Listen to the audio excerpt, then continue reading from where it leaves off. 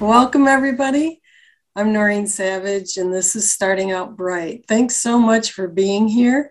And just to get started, in case we have not met, I like to say who I am and who I'm not. And who I'm not, I am no one official with Bright Line Eating, but the program has done a lot for me. And so this is something that I hope that you'll enjoy and maybe learn and be inspired. So with Bright Line Eating, 2 years ago was 2019, so we're going on 3, May of 2019, my friend Lori posted in her Facebook page and said that she lost 57 pounds with a program called Bright Line Eating. And if anybody was interested, just give her a holler. So my fingers went over to Messenger as quickly as they could, and I asked Lori what this was all about. And she proceeded to tell me about a book by Dr. Susan Peirce Thompson called Bright Line Eating. And there are 4 bright lines that you don't cross. No sugar, no flour, 3 meals a day, weighed and measured portions. And when Lori told me that, I was sunk. I thought, there is absolutely no way I could do that. No way. But we got together for lunch, and she proceeded to tell me a little bit more about the program. I let that information just sit with me. And I realized for the next 2 months thinking about it where I was. I was 5'2", 270 pounds, and I was in a lot of pain. My feet were swollen for probably about a year off and on. My knee had excruciating pain to the point I was using a cane at home the last few weeks. And I'd snore all night, wake up my husband, all those fun things. And some nights I'd go to bed and really wonder if I'd wake up in the morning. That kind of pain got my attention. And I decided that I would give this a try. Lori suggested that I get into the community. And at the time I got into We Eat Bright with Lines, which is a private Facebook page, still there. Since then, there are many pages, including Starting Out Bright, which is a private group, and the BLE official group, the Bright Line Eating official, which is a public group. There are probably at least 50 or more groups, including around your own town and state. So there was all this support. And when I got in the group, I just looked and watched and listened to people tell their stories. I'd see then and now photos, and my hope was just rising in me. And as I decided to do this, I thought, if I last 1 year, I'm going to do what my friend did. I'm going to post on my private Facebook page, and I'm going to help anybody I could. Well, I'm a Christian. And when that year came up in July 2020, I was getting ready to post, and I felt God say to me, Noreen, you can do more than that. You could connect people, all these people that have inspired you. You can help those who are really needing the help. and needing the hope. And so this is how Starting Out Bright started, and this is how it continues week after week. I am the most surprised. And I'm most surprised when someone who does not know me at all answers with a yes when I ask if they'll be on the program. And that's where we were with Leanne Poulier. Leanne, what a great gift that you said yes and taking one for the team. Welcome. Thank you. I saw your post on the official page, and I've got to talk to you about sharing your story. So I'm glad you said yes. And I told a little bit about myself, about how I got into Bright Line Eating. If we could you just kind of back up to what got you into Bright Line Eating? You can go back as far as you want, but because it's not a program for everybody. And for some, it would be like very radical, as I thought so for myself. But go ahead. All right. Well, I'm Leanne Poulier. I am 103 pounds down, sometimes 3 today. Yeah, in less than a year. It'll be a year, I think, at the end of this month or the beginning of March. I'm excited for it to pop up on my Facebook memories because I don't even know when it will be a year until it pops up, because I just focused so heavily on my lines and 100 days at a time, those kind of things. But I found out about Bright Line Eating through, I do makeup, and one of my leaders had lost some weight, and she had mentioned Bright Line Eating, and I'm like, what is that? But I knew she had lost a bunch of weight, and the only thing I could remember in my head was that she couldn't drink. And I was like, okay, whatever. And she looked really good. And so I told my husband about it. We bought the book, we bought the cookbook, and it laid here for at least a year. Wow. I bought the book, and I do this with everything. Buy things, don't use it. But my husband did. He picked it up and he started doing it.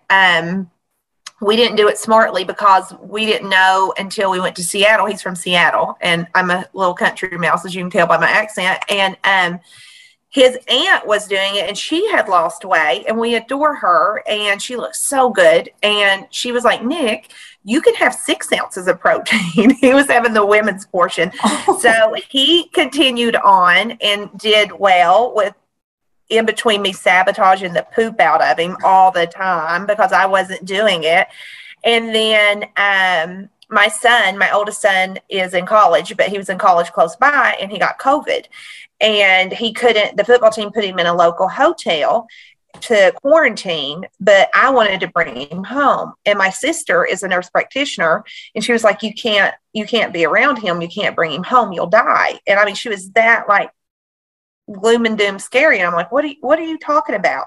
She was like, people are dying your age, and your comorbidity is your obesity, and you can't get this because we can't get people back. And I'm like, what? You know what I mean? And it when your children are sick, and if you can't get to them, it's the scariest thing ever. And that really kicked me in the butt and jump started I can't keep doing this. I can't leave my children behind. I work in the public during the day. I'm a postmaster for the post office, so I'm always in the public. And I can't die simply because of a virus and because of my obesity. Now, I had high blood pressure, so that was another comorbidity. And I was just blown away like that. And she was serious. Like I love my sister. We're very close, but she was serious. She was like, you do not go get him. And I'm a middle child, so I'm a rebel. And you know what I mean? I'm like, you don't tell me what to do. Yeah, go get him. But I didn't because it scared me that bad. Wow. Yeah, it sounds like it did. So that scared you into picking up the book again? Picked the book back up. I had it on Audible. I'd listened to it on Audible over and over again. I'm huge. I love Audible. It's my favorite thing. Like I'm listening to Resume right now on Audible, but love Audible. It's my jam. I can put mail in a box and have them earbuds in and be listening to stuff, or like on a Zoom where I'm not really paying attention. But you're looking like you are. Yeah. Because I'm making notes on what Susan said over there. Okay. So you, I'm very so you picked studious. up the book, and I want to back up just a minute because, and it's okay if you don't go into detail, but are you talking about a lifelong problem with weight? You know, your No, 103 no. pounds was a substantial amount. So this Yeah, came no. on later on in life, or Yeah, maybe I you were think young 10 anyway. years, about 10 or 11 years ago is when I started gaining all my weight. And I had a major depression, and I got on medicine for the depression, worked with a psychiatrist. It actually was two medicines for a long time. Well, a lot of the side effects of antidepressants are weight gain. And then you listen to Susan's book and you hear how sugar lights up your dopamine. Well, your brain can't make that anyway, and it's already behind. And so it's just like the medicine makes you want more. And then when you light up those pleasure centers, you want more. Like you're just medicating with food. And it's just so bad. You know what I mean? Like you're in such a catch-22 because you want to feel better. You've got to take the medicine. And listen, I'm still on the medicine, so that's not an excuse. Like it's not a like launch into the buffet, because it's definitely controllable. We see with bright line eating. But when I got on the medicine and stayed on the medicine, then the weight ballooned. And then that wasn't all of it, but as the weight ballooned, I think I created a real addiction within myself to sugar and flour. Right. I believe what you just said. For those who have not had a lifelong, somewhere it starts. It starts, and then you use the food, at least in my case, you use the food, and then the food uses you, because it starts doing this dependency, I think. I mean, based on the science that Susan talks about in the book, that's what leads me to it. So you got serious then with COVID. Yeah, so very much. Bad turned into something good in the end. Yeah. And then it became addictive too. Like as you start dropping weight, like it's addictive in a good way. You're like, whoa, I might could do this. You know, those little small victories and those little days at a time. And then the weight starts coming off and you're like, I think I can do this. Well, and you just get really. Yeah, let's talk specifically. You mentioned a minute ago that you do like the 100 days. Mm-hmm. Is that how you started? Yeah. So because I did not believe I could do it. I did not believe I could because I had started and stopped so many times. And she talks about that in the book. That's completely normal. Our brains are trying to fight this. It's addicted. Food is made, and modified to make us be addicted. And it's just part of that. But I thought if I could get, like you said, if I could get a year, all I could think was if I could get 100 days, I could just get 100 days, maybe I could get a grip on this. And the 100 days came, and 200 days came, and I was just marking those little blocks. Do you have those sheets back? So you're still doing the 100 days all the time? Yeah. So he's going to grab the sheets, and I'll show you. He's still got the sheets in there for me. That's awesome. Seriously. But as I got the 100 days, like I started feeling good. Like my depression slacked off. The brain fog that lifted off of me, like I thought I knew I felt bad, but until I felt better, I had no clue how bad I truly felt. Like it was bad. So okay, you oh, here you go. There's my first. Okay, let's take a look. That's fantastic. The weight's going there all the way down it. And so you're just following one day at a time. Yeah. Oh my gosh, like you were really bright. That's fantastic. Well, no, like see those 3 dots. I was really bright. See those 3 dots? Something happened there. I don't know. It says 3 Christy. I won't say it. 3 KK bad friends right there. I remember this day. My kid wanted me to go through. My kid and my mom were with me, and they wanted me to go through a drive-through. I knew I shouldn't. I should not have, and we did, and I caved. And now my kids, like if I say they're like no. Well. And that's another thing that you mentioned on the Starting Out Bright group, is that just recently you went in the ditch. But it wasn't such a little ditch. We talked the other day. No, it was a horrendous horrific ditch. Yeah. The worst ditch I've been in. And this surprised you. I mean, yeah, because if you see, like, look at my how bright. So it panicked me. Like, it panicked me beyond belief of how did I do this? I mean, and I got in a ditch beyond, like I have veered, like you see that little 3 dots for something stupid, but not totally like I just went right back on the next day. Well, these 3 days last weekend were horrific. Like I could not pull myself out of this ditch. And I mean, I got bright again. I'm back bright. It's been wonderful. It's been fine. But the Resume book has helped me with that too. I will say that there's a portion of the Resume book which I was extremely hesitant to read because the first book has been all I've needed. Like that has been my saving grace. That book, I find it to be a miracle that you can buy a book, you can read the book, and be so successful. Like I have paid a crap ton of money to a crap ton of programs to try to get my life back. And this one book for, I don't even know how much I paid for it, $12.99 or something. You know, I don't know, even less than $20 gave me my life back. Amazing. Life altering, life changing. And the Resume is kind of giving me that again too. And I did not want it.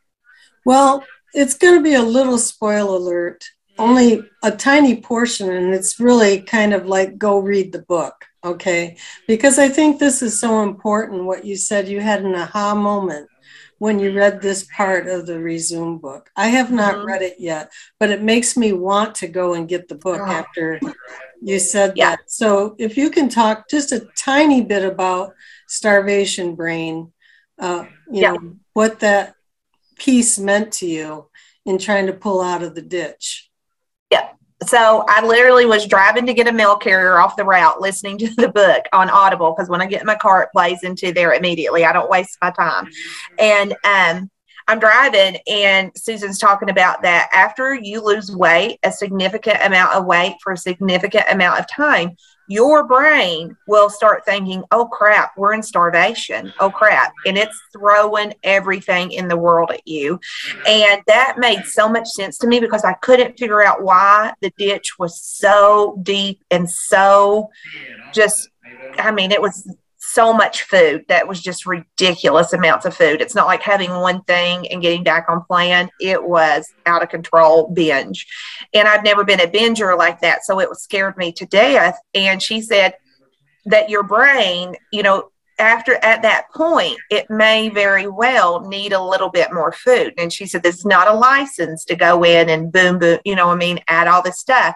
And it's something that will happen to you as you lose a massive amount of weight. So if you're in the beginning, like I'm very cautious to even talk about it, because if you're in the beginning, this is not your piece. If you're new, this is nowhere where you need to go. But if you're 100 pounds down and all of a sudden you're struggling and you go into a ditch that's ungodly that you've never seen before, it's new territory, makes no sense, you may have to add a little bit of protein in.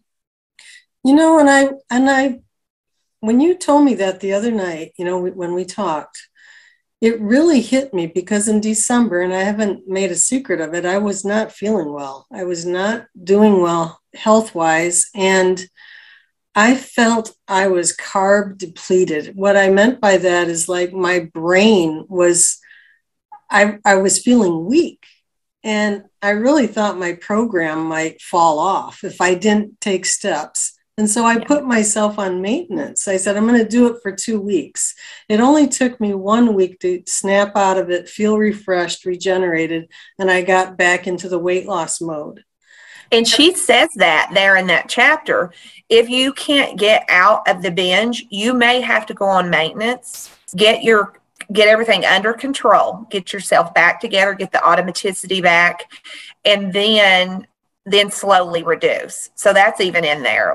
And that's why I think she says when you're sick to do breakfast every meal, because your body does need those carbs and things when you are sick. It's totally different. So weight loss is weight loss, but if you start getting sick, she has things in there for that too. Right. And another thing that some have suggested is if you're feeling that, you know, you're rushed with your food, you might consider breaking apart one meal to be like a fourth meal.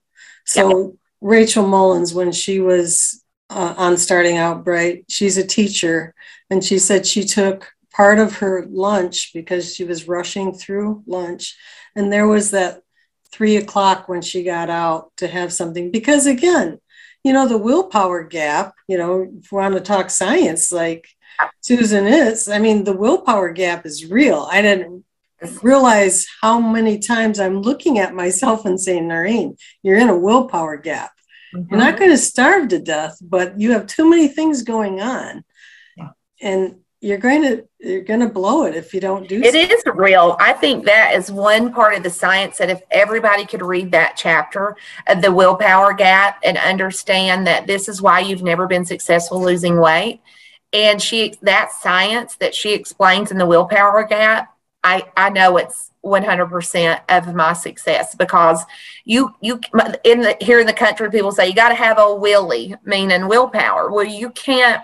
It's not always that way. And she talks about that in that book, and it really does gap the willpower. Like if you get on her program, you walk through the hard 3 or 4 weeks of white knuckling there in the beginning. The rest of that really falls right into place. I'm always blown away about the science, how smart she is. And so now you've gone through holidays this one time, right? Yeah. Yep. How did you manage that? Not well. Okay. Not well. We would do great. Nick and I would, like, in our brain have what we're going to do, and then the poop hit the fan a couple of times emotionally with things, family things, dumb things. And I found myself shoveling it in, and it was not good. And consciously, I made that choice. I knew better, but I consciously made that choice to self-soothe. And that's where I had to learn to be like, why are we here? What made you do that? To really sit down and figure out why, instead of talking about that hurt your feelings, or just forgiving and moving on, and not like that's another ditch in itself, to get in the emotional ditch, instead of just moving on from it and being like, that I don't have to own that. That can be, somebody else. Do you think that this starvation brain about questioning where you are, like, oh, I'm needing to eat more and all this, do you think that it can be triggered too during our recovery phase of, we're losing a bunch of weight, when we have people who say things to us that come out of the blue? I just had this last week where somebody said kind of a snide remark, and I regrouped myself. It took me by surprise, but I thought, seriously, I'm like, no, you're not going to steal my joy. I'm not going there. I am happy where I am. I'm not exactly where I want to be yet. Maybe, I don't know, because I'll know when I get there. But I really had to consciously, almost like from above myself, say, no, that's like not input I'm taking. What do you think about that? Same thing. You have to guard yourself. You have to guard your mind. You have to guard your spirit. Not allow people access to you. And that's really hard, because we're people pleasers by nature. We did not get this big just because we're doing well with life. You know what I mean? Like, we're definitely, but saying, I've had people say to me, how long do you think you can keep? We're freezing up a little bit. I hope she comes back. Like walk, and then you start. Then you start internalizing, and you're like, dang it, and you realize, no, time out. No, it's that compassion for yourself. I'm like, no, you don't get to tell me I'm losing too much weight. You don't get to tell me I don't need to lose any more weight. You don't get to tell me that people are not successful or they're going to gain it all back. That's your story, and that's your misery, not mine. So you have to really put that wall up. And it's hard. It's not always easy. I still come home and cry to my husband sometimes. And he's like, what do you care what they think? And I'm like, yeah, what do I care what they think? Okay, well, this is such a big thing. This is not a small thing at all. No, people think they have license to say anything in the world these days. You don't. You can say it, but you lost access to me. Boom. That's, because there's the thing, will you ever eat sugar again? I don't even know what tomorrow will bring, but today I'm not planning to. That's what I always say, you're never going to eat sugar again. You're never going to eat flour again. And I'm like, I didn't say that. I'm just telling you today, I'm not. Right now, today, I'm not. Yeah. And every day you just have to keep on showing up. Yeah. So, let's talk a little bit more about positivity, because I can see it. I can feel it. When we talked, I experienced it. The positivity does not just happen. How do you keep yourself so positive? Well, first off, I'm a believer in Jesus, and I stay grounded in that. Like every morning I get up. David Jeremiah and I are best friends. He just doesn't know it. This is my favorite joke on earth, and it's so inappropriate, but you're all getting it. I tell people that I take a shower with David Jeremiah every day, but he just happens to be on my phone. So you listen from the phone when I listen to Turning. It's just a little, and so I start with that, stay grounded in the Word, and then I'm a huge proponent of like personal development podcast. Brightline, get in there and you see those before and afters, and you have to feed your brain to stay positive. Like what you put in is what you get out. That's the Word of God. What you reap, you sow, or what you plant, you sow. You know what I mean? Help me out there. Yeah. What you put out, you get back. So I'm big on that. Like, and that's a total Oprah thing too. I know people hate Oprah, but I still like her. Is what you have around you, what you have playing in the background of your brain. Like I used to be a huge news listener. Like I love to listen to the news. Now this is before all this mess. And I would love to listen to but I don't. Because it's too negative. No matter which side you're on, it's too heavy.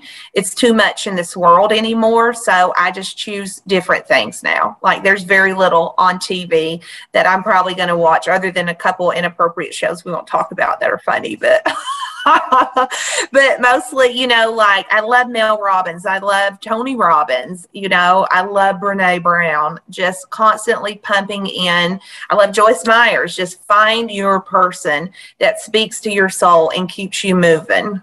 That's fantastic. And having suffered with depression, I keep a good gauge on myself, because it was a major depression. It's not like I felt kind of bad. This was a not get out of the bed depression for a long time. My husband worked full time and had to take care of everything. Like it just wasn't good. I didn't even realize how bad it was till, again, like losing weight, you're on the flip side of it and you're like, man, that was bad. That was really bad.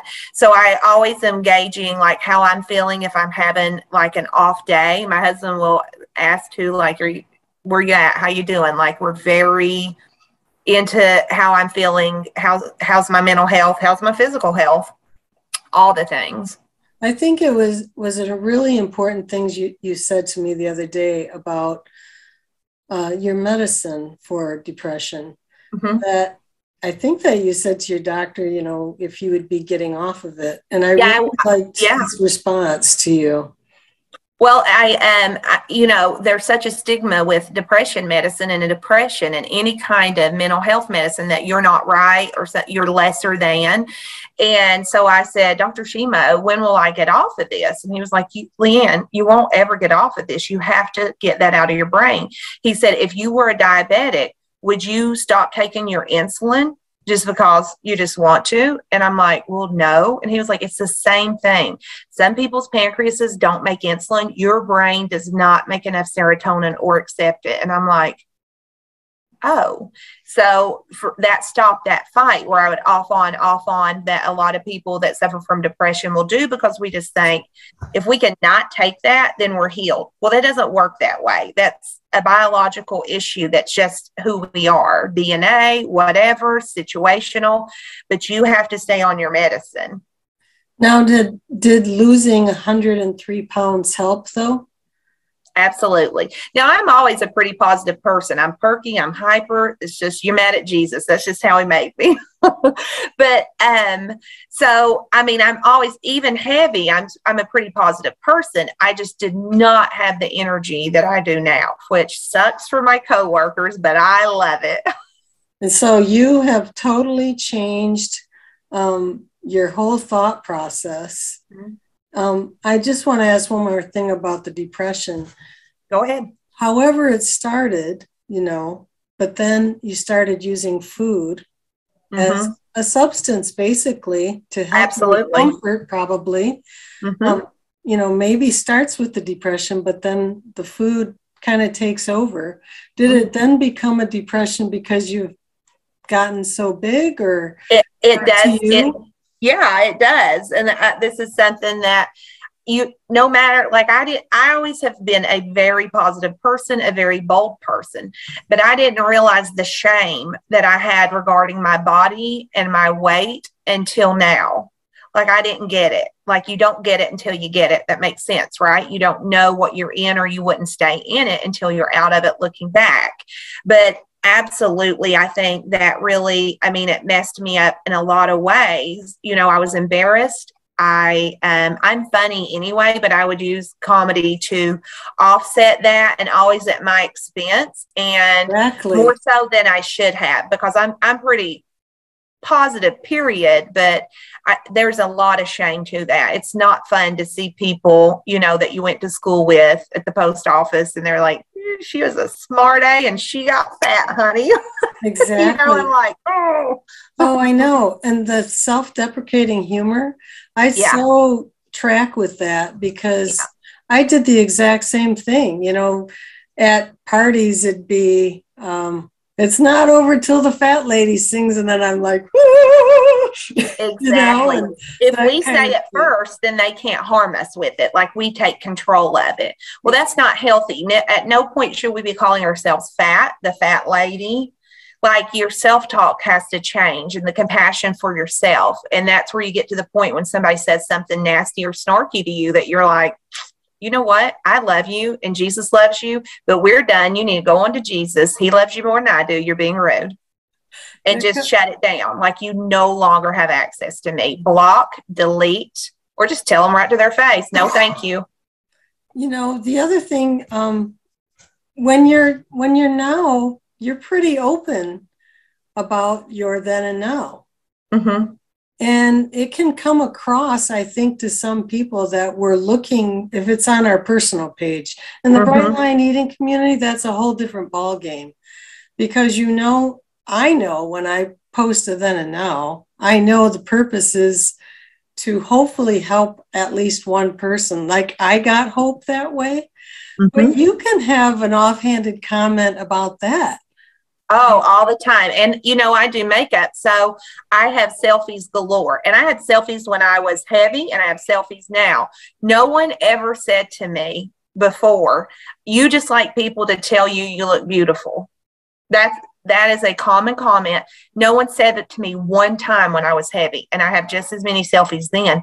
But lots of people have said it now. Like, really? You're just... And I'm like, well, if that's how you feel, don't write it on there. Scroll, honey, because I'm going to keep posting them. And the thing is that there's nothing wrong with, feeling good about yourself. Feeling good. Yeah, it's not just because you've lost weight. I felt good about myself before, but I feel healthier about myself now. In fact, you're on fire. Well, when I say I feel good about myself, I truly had body dysmorphia. And we talked about that a little bit. That is this, you think, I don't know how to describe it other than it's like reverse of what most people think of body dysmorphia. I did not see myself as big as I actually was. And so when pictures come around on Facebook, I'm shocked. Like, wow, even though I'm in my mind, I was just fine. I knew I was big because the clothes were big, but I was still, out there doing things and having fun, Yep. I say the same thing. Like, I look back and I'm like, dang it, man, I thought I looked good in that picture. I know. It's like, really quite cute. It's really quite shocking, but now you can wear it as a badge of honor with a side by side, and hopefully it does inspire somebody, because this is really you. Well, that's the thing. You're on fire for this. It's like when Jesus saves you and you get transformed, you want everybody to know, look, there is someone who loves you regardless of anything anyone says to you on this earth. It doesn't matter. He's God. They're not. It's the same thing with Bright Line Eating. It transforms, it gives you your life back. So you're like, I don't care if you don't like it. I'm going to keep posting it because somebody needs this. I feel too good to share this. It's not right. Now you're freezing up a little bit. I hope you come back. Oh, sorry. And I hope that you can hear the question when you do freeze up like that, because it may be my internet connection. But what I'm wondering about now is, it kind of in saying what you're talking about, you do talk freely to people about your journey. Nick, is something did that bring me back? Yeah, you're back now. Okay. But you've talked pretty freely about Bright Line Eating, and you're sharing this. I know that you have a number of people who have begun Bright Line Eating, and you've been, as like Ed Pettit says, that thin thread between people. What is that part of your journey now? What is that like? It's like a ministry, truthfully. Like I have just that confirmation of, you're supposed to go and make the be a light in the world, you know, be a light in the dark. So it was not lost to me that this is called Bright Line Eating. You know what I mean? Like, that's amazing to me, to be a light, because people are in the dark. We were in the dark. We were in the dark with so much misery and stuff. Until you get to this point, I don't think people realize like how lighter you are, how much more in love with life you are, how renewed and on fire you are to live your life. It's like a whole new second chance. It's just literally a rebirth. And I forgot where I was going. Well, even though you still have day-to-day struggles, there's something about that. Not that you have control over that area of your life, but you know there's a solution. And you know, as long as you pick up the book. But I do want to go back to the ditch for just a little bit, because we really need to talk about how you got out of the ditch. I know that you read about the starvation brain. Was that the ticket, or did you do something else specifically? Well, reaching out, number one, like, I have made so many good friends in Bright Line Eating that check on me constantly. People I've never known, people in Canada, people in Utah, people in California. We wouldn't know each other if we walked by each other unless their pictures, you know, matched up perfectly. And they check on me and they're like, you're on my mind. Are you okay? And I'm like, no, I'm not actually. And the place to be so honest and raw, because they're on this journey with you and they know where you've been. I think that is huge. And then my husband is always a huge, huge support of like, stop, come on. You got to stop. Like, get back up here. We're fine. And literally, he saved me from the ditch the last 2 days that I stayed bright after I got out of it, because I was like, go get me this. He's like, I'm not doing it. And he's not mean like that. But he was like, I'm not doing it. No, I'm not bringing that to you. Well, it's been kind of surprising, because I can register with that too. My husband would never say anything about my being large or anything. I mean, I've been fortunate that way, but now that he knows that I feel so good, you know, and I'm not to goal, but there have been times where I want to go off.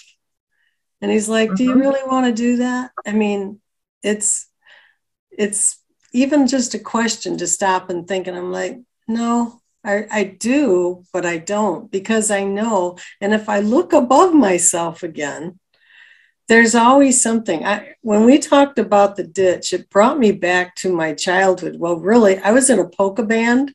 I haven't shared this before, but I was in a polka band. Welch. I was in a polka band from the time I was 10 years old. So my sister and I and my brother, we were in this band, and we played like every weekend. And one weekend, we came home from the band job. It's like 2 o'clock in the morning. We lived out in the country. And I remember going around this curve, and I must have been sleeping in the back seat, but there was a skunk, and it kind of woke us up. And just in time, because a car was coming right at us, and we went into the ditch. And it made me think about the ditch today, because why do we go in the ditch? Something's coming right at us, like, is it something coming right at us, or is there like a weather thing that we're sliding off the road?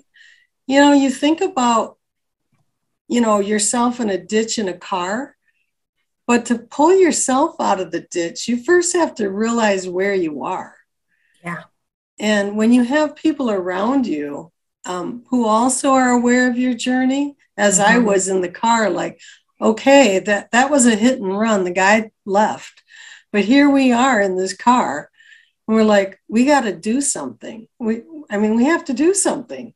We got to get ourselves out of the ditch. And that's really the analogy I felt like when you talked about being in a very serious ditch.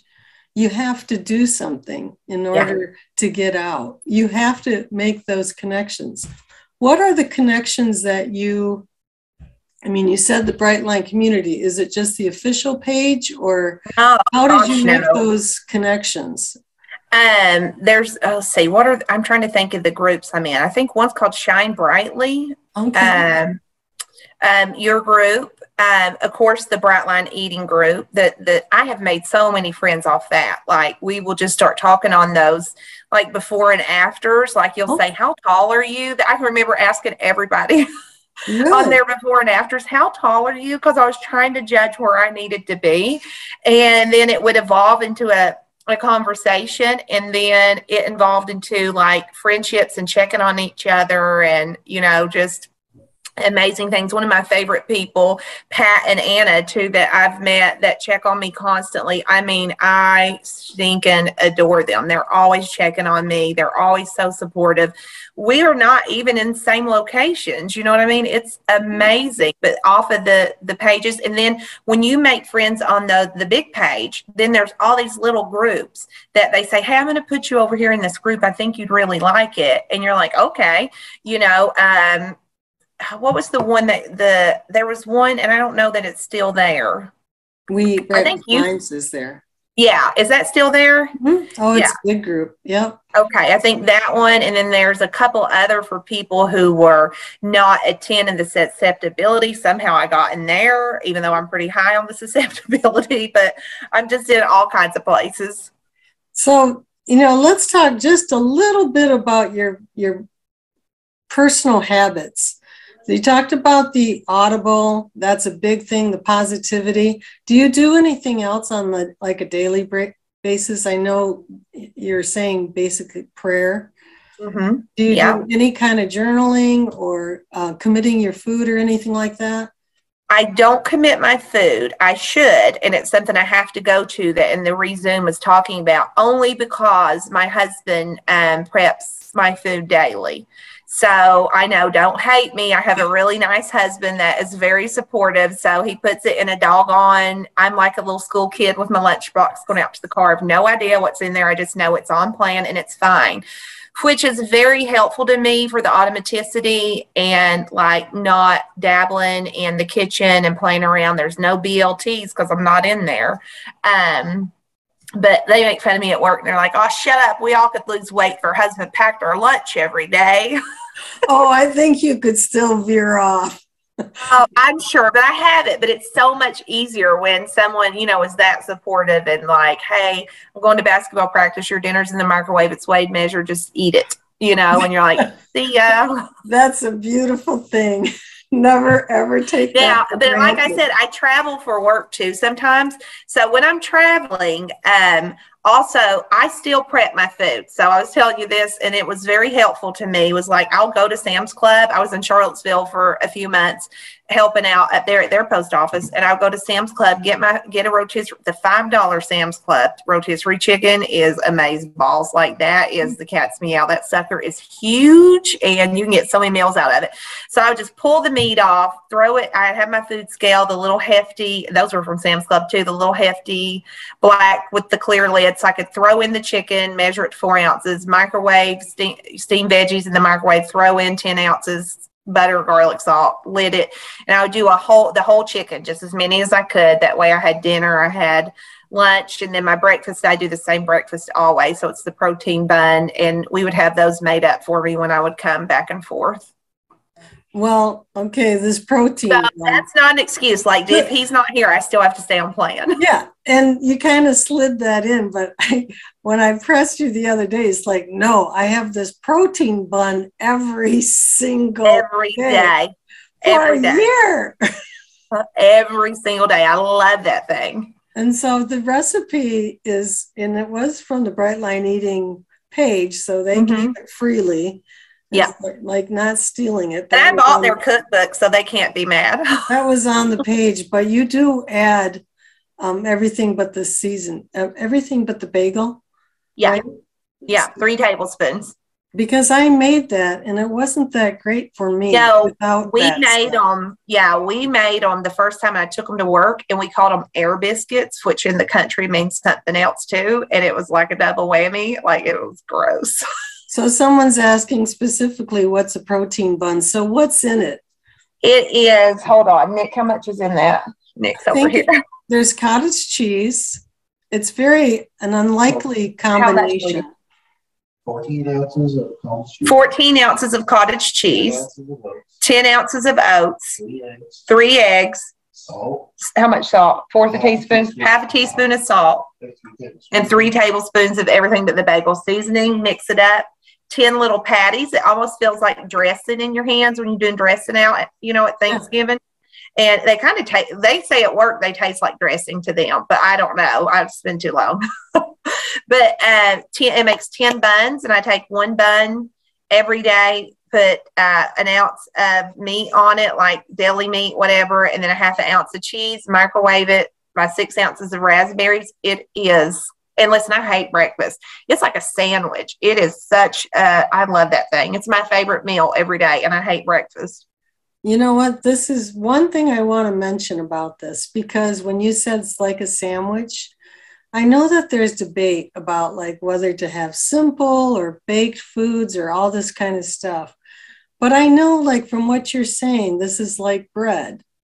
It is like bread. It really is. Yeah. Like, okay. And for me, I was convincing myself in the beginning, like I was making breakfast muffins. I'm thinking, oh, this is not good, because somewhere I heard that. But then I'm sitting in front of my plate and I'm like, wait a minute, this is oatmeal, an egg, exactly. Fruit. What's not good about it? So exactly. It's like a change of thought. Sometimes just the look of it. Now, I don't make them tiny because it's not beautiful. But for like the breakfast muffins, though, I don't make them tiny. I made that mistake, and I was treating them like cookies, and I couldn't keep my hands off of them. So I knew that shape doesn't work for me. Right. And it's a trigger for me. So I stopped making them small, like mini muffins. But, you got to find where you are. And you obviously did with your protein bun. So that's great. I love it. As we're talking about like the 100 days, you had said, I thought this was so cool, that your husband and you both were in this immersive language when you met, like you Spanish and him Russian, and then you learned that and you got together. But you were saying that's how to learn a language, like immersive. Mm-hmm. That's what it reminded me when you said, like, you started out with 100 days. You just like immersed yourself into it. And for those who are brand new, like 100-day chart, you can get on the 14-day challenge, but you can Google it. These are from Google, I think. So that is really a tool to think about. Like, and then if you get a buddy or get in a group, I know we're doing it in the Starting Out Bright group. I would have never dreamed of doing this publicly. But I tell you what, when I know that I have to be accountable at the end of the day, it's really helped me. So if you can have a buddy or do it publicly, it's an option, So as we're getting close to the end of this talk, you must have had amazing non-scale victories with 103 pounds loss. Mhm. What would you say are some of those for you? Oh, let me think. Gosh, I can't remember. I know like getting under, which is a scale victory, but getting under 200 pounds was amazing. I don't know, babe. Can you think of what were some? I'm asking what clothes. Nick said clothes. I'm a clothes hoe, so clothes. But I've not been in a pair of size 10 pants in years. So to slide on pants in a size medium, like this shirt's a medium, and I'm not even tight. And those kind of things to me are amazeballs. Blood pressure, getting off my blood pressure medicine, and almost immediately, it stabilized my blood pressure within probably 25, 30 pounds. So my wedding ring, I couldn't even wear it. And now can you see it's so big, it's not funny. Like I have to have that guard on it. And I actually need more. This is still loose. And could you wear it before? Hadn't worn it in years. Wow. That's one of my goals. I'm not there yet, but that will be a great day when I can fit in my I think that's some of the last things too, is the size of my hands going down. That's been in the last, 25 pounds probably, that my hands are starting, and my feet, like I was a 9, I'm back to an 8.5. Like it's crazy. So your skin has improved too, or? Oh yeah, terrifically. Yeah. You're just, eating that way. Like I had psoriasis.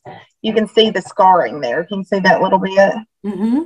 Very open, like always here. You can see the scarring, and it's gone. I don't have a patch of psoriasis on my body. And it was totally after eating this way. Yeah. Yeah. Isn't that just amazing? The gluten, I'm sure. For sure. Because my oats are gluten-free. I buy the certified gluten-free Bob's Red Mill, whatever that thing's called. I make sure everything stays completely gluten-free. That's the only place I would get it, because that's the only grain I eat is right there. I'm not a big grain person anyway, so I'm a meat and veg girl all the way. Well, about the gluten-free oats, now you've kind of piqued my interest on that. It makes a huge difference. I mean, just because of what? The stomach? A lot of people, with a lot of people with like psoriasis, and we had before, and there's a lot of research on gluten and what's that thing called? What's that disease, Nick? Celiac disease. Okay. And gut health and gluten and what that does to your body. So inflammation, same thing Susan talks about. Oh yeah. And Deb gluten can be inflammatory. Exactly. And I mean, it's just gone. And I'm sure the sugar being gone is huge too. Now, I've always had good skin because I take care of my skin. Like that's something I've always done. I sell makeup, so it's my world, but I have always taken good care of my skin. But it is way better eating this way. Like I just feel, even without makeup, I'm still very glowy. And I'm like, man, that's crazy. And my skin has gone back. Like that's some of the, most amazing stuff. Other than my stomach, I have a lot of loose skin on my stomach, but that was the biggest part of me too. So I know you're not going to bring it up, but I want to at least give some kind of link or something to your makeup page, because I put it on the slideshow. But if somebody wanted to get a hold of you for makeup suggestions, how could they get a hold of you? Just come to Facebook. My business page is just Leanne Polier, but you can add me on Facebook, Leanne Satterfield Polier. I go live daily, so you can't miss it. So this is just your personal Facebook page, or is it a group My page? Personal is Leanne Satterfield Polier, but my business Leanne Polier, and I post in both places. Okay, so that's how they can find you. And like I said, and we talk a lot of bright line eating too. Like all my bright line eaters are there as well that have come within my community. We have a lot of people in my own towns that are doing this. And so it's almost like Deb said she loves my lives. They're a little crazy now. I am very country. But you get a little fun. I say all the time, you know how there's those shirts that says you're holy but a little bit hood. Well, you can tell by my accent there's no hood. We're holy but a whole lot of holler. Awesome. Well, Leanne, I've got one more question for you right now as we close. There's somebody who's going to listen to this, either on podcast or, watch it on YouTube, or maybe they're sitting here right now. And thank you for letting me record it. Imagine that they are where you were. And, the fear is gripping them about, whether comorbidities with COVID or just, their blood pressure's high and all these things. What would you say to them about getting started with Bright Line Eating? I literally would say what I say every day. It is a book and it will change your life. And the same fear that you have right now, you can have it in a year at 300 pounds, or you can have it at a year at 160 pounds like me. It's your choice. Like, the only way to fail is to not get the book and to quit. That's it. Like, I am nothing special. I am just a country girl. I'm not a college graduate. I'm not a brain scientist like Susan. I'm not any of those things. I am just somebody who showed up for myself with that book for a solid year. And sometimes you've got to love yourself enough to, like, you can keep hoping that you'll get thin. You can hope away, but if you don't put action to it, it's never going to happen. And the action is so easy. And she's got it broken down so little. And the self-compassion that you're going to learn on the journey is going to be a lifetime of loving yourself. And I think that's something we all are missing. Wow, that is so true. Every word of that underlined. I hope you're hearing it. Do you have any last words before we end? I don't. I think that's good. I think it's great. Let's say hi to Nick. Let me give Nick a shout out. Oh, yeah. Well, have him come on camera. Come over here, Nick. He hates to come on this stuff. He hates it, and it's my favorite thing to do to him. So if you get on my lives, I torture him. Come on, babe. He's so pissed. This is how I've stayed successful. This is Nick. You'll get to meet him on my lives, too. He just come from basketball practice. Nick, thanks for packing our lunches. And thanks for everything. And I'm going to close as I do each week. Good night. Stay bright. Don't let the bed bugs bite. Good night, everybody. So, Leanne, how would you like to play 3-Question Thursday? Hit me, Batman. Okay. If you lose 100 pounds, you go through a bunch of clothes. What advice do you have about changing up clothes? Because I know that I had 5 sizes and they just sat there. What do you do? Get rid of them. Get rid of them. There's no turning back. You do not have to be a millionaire to get new clothes. I am a Marshall's $4.99 girl all the time.